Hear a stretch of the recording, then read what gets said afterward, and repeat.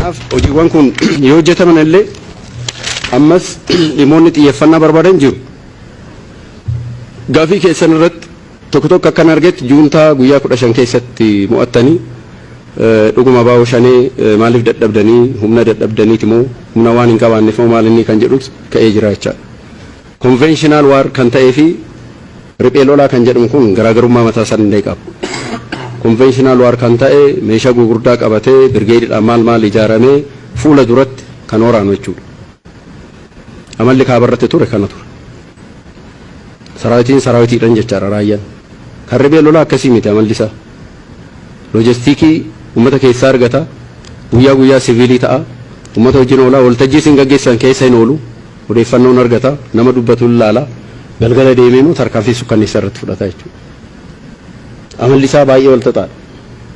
Kana balleessuun kan danda'amu akkuma qurxummiiti jechaadha.